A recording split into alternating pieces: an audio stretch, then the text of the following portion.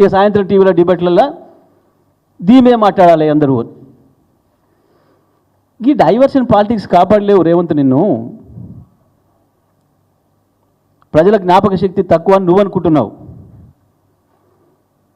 కానీ ప్రజల జ్ఞాపక శక్తి చాలా ఎక్కువే.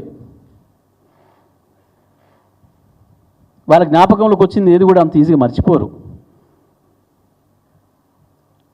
ప్రజలకి కొంతమందిని గుర్తించడం కూడా కష్టం, గుర్తించలేరు, అది వేరే విషయం. ఎందుకంటే పాపం నిన్న మొన్న కూడా మళ్ళీ జరుగుతున్నాయి.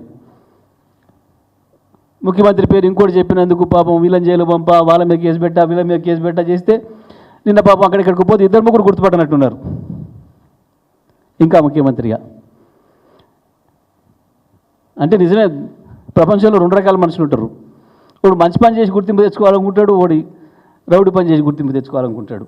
నువ్వు 2వ మార్గం ఎంచుకున్నట్టున్నావు. గట్ల కాదు. ఎందుకు ఇవాళ కేసీఆర్ని ప్రజలంతా యాద్ చేసుకుంటున్నారు? రావణాసురుడు కనపడ్డ కాడిలో రాముని యాద్ చేసుకున్నట్టు హా రామ అంటున్నారు. నీవు ఇటువంటి డైవర్షన్ పాలిటిక్స్ చేసి అదేందో కొత్తది ఇవాళ నువ్వు కనిపెట్టినట్టు పెద్ద పాపం మీడియా వాళ్ళ కాళ్ళు మొక్కి నువ్వు ఒక పూట వేయించుకున్నా నీ స్కూల్స్. నువ్వు మీడియా మిత్రులు కూడా ఆలోచించుకోవాలి.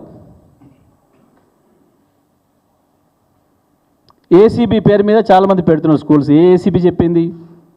పెట్టుండ్రి ఆ పేరు. CMO office leak, CM office నుంచే లీక్ అని పెట్టుండి, సీఎం ఆఫీస్ నుంచి వచ్చిందని పెట్టండి. ఏసీబీ అనేది పెడుతున్నారు. చెప్తే ఏసీబీ అధికారి కూడా మన పేరు చెప్పారు, రాయండి. ఇప్పుడు కింద మేము మాట్లాడినప్పుడు మేము మాట్లాడే వాక్యం రాసి కింద కేటీఆర్ లేదా హరీష్ లేదా జగదీష్, నిరంజన్ పెడుతున్నారు కదా. అట్లనే ముఖ్యమంత్రిని పెట్టుండ్రి. దానికి ముఖ్యమంత్రి ఆఫీస్ లీక్ ఇచ్చింది, ముఖ్యమంత్రిని పెట్టుండ్రి. నేను మిమ్మల్ని వేరే అంటలేను. మీకు సమాచారం ఎక్కడి నుంచి వచ్చిందో అక్కడి నుంచి పెట్టండి, తప్పేం లేదు.